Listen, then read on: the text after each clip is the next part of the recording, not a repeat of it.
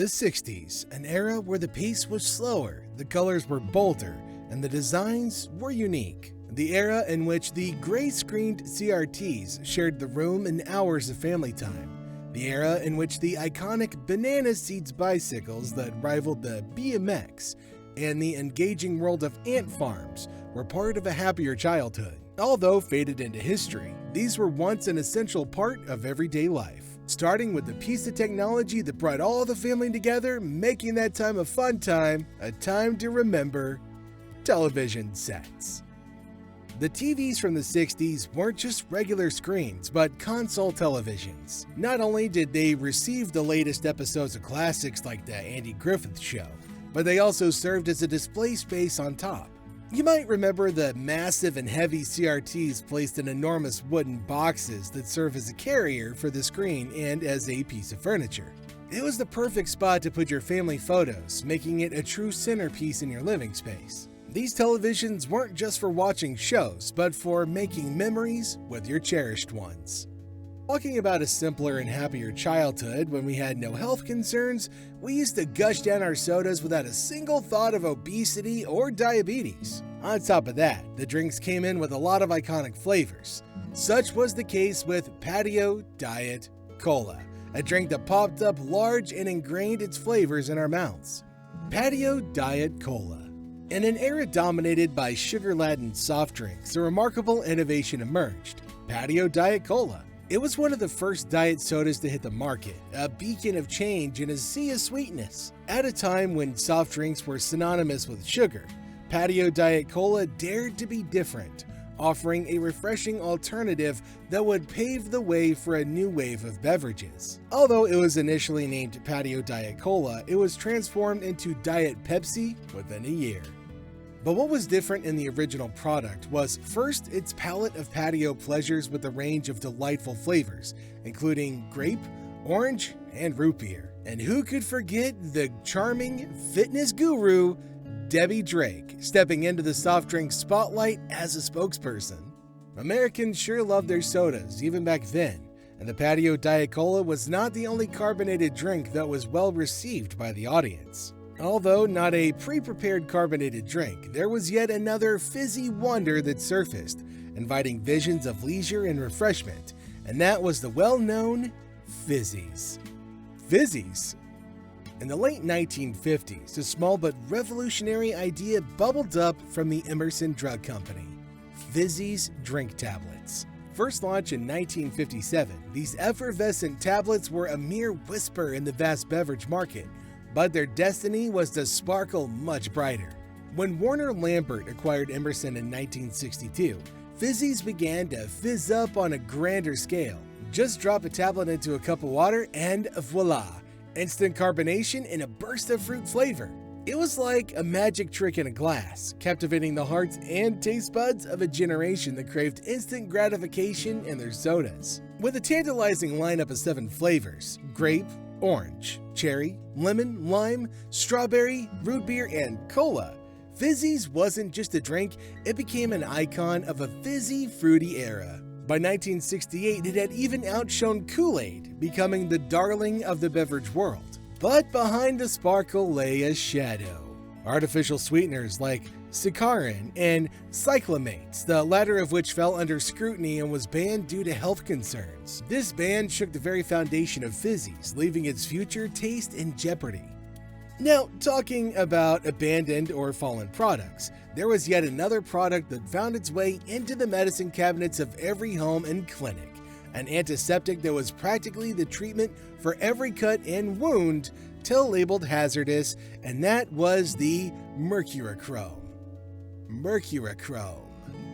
This antiseptic was a trusty, dark pink antiseptic that stung a bit when applied and also had a pungent smell, along with a knack for leaving its mark on everything it touched. Because of its feasibility, it was used at large till the revelation of it having more harm than benefit. Now, this is because mercurochrome's main ingredient was mercury, which was not identified as harmful till revealed by the FDA. And just like that, mercurochrome was taken off the shelves. But sure, it holds a memory for those who often had to bear the pungent smell and sting on top of getting wounded.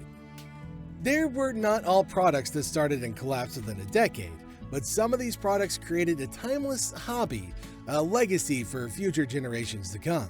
Such was the case with Uncle Milton's Ant Farm, often regarded as the pioneer of the ant farm craze in the United States.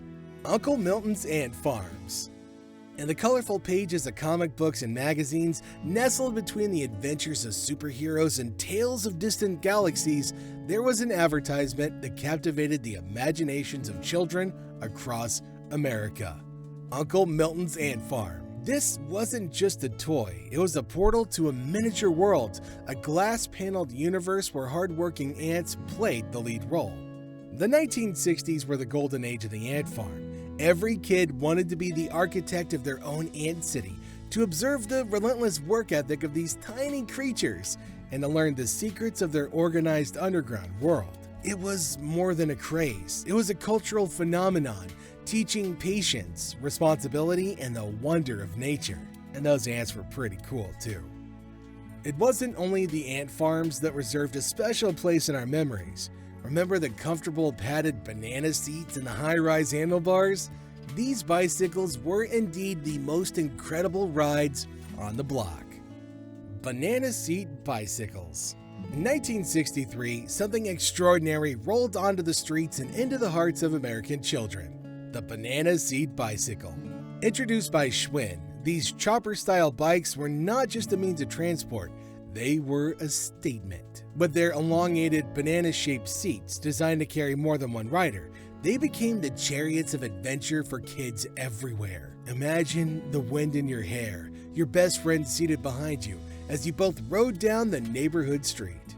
That was freedom, friends. That was joy. Although replaced by the BMX craze in the 70s, these rides remain unparalleled for baby boomers who consider it the essence of a perfect childhood. What could be better if you got your bicycles by collecting stamps, a joyous hobby that led to another? Remember the time when those green stamps collection was a hobby at large that came with a lot of surprises stored within them? I'm talking the iconic S&H stamps that came with their own catalogs and prizes. Who could forget the story of S&H green stamps? Proof of an era when collecting stamps meant much more than just pasting them into a book. S&H green stamps. In the small town of Cranford in 1896, Thomas Sperry and Shelley Byron Hutchinson launched an idea that would transform American shopping, the Sperry and Hutchinson Company. They sold stamps to retailers, who then gave them to customers with every purchase. These weren't ordinary stamps, but tickets to a world of rewards. 10 stamps for every dollar spent, a concept that captivated the nation. People collected these stamps with enthusiasm, storing them up for redeeming products from the S&H redemption centers. Their reward catalog became the largest publication in the country. Surprisingly, around 80% of American households were devoted green stamp collectors during this golden era. The S&H Idea Book catalog, a stockpile of 178 pages, offered everything from dish towels to bicycles, furniture, and even appliances. The redemption possibilities were insane, like a heartwarming instance in 1966, when Pennsylvania schoolchildren collected 5.4 million stamps to acquire a pair of gorillas, sending one to the Pittsburgh Zoo and another, a female named Samantha, to the Glenwood Park Zoo in Erie as a companion for their male gorilla, Lonesome George. But the 70s marked the decline of the program, which completely faded until 1999 when it was reintroduced as S&H Green Points. Despite being insanely popular among 8 million dedicated stamp enthusiasts, it eventually faded away again. As we wrap up our journey, we conclude that it was indeed a fascinating time of life, when the life and the elements in it were simple yet iconic enough to be remembered till today.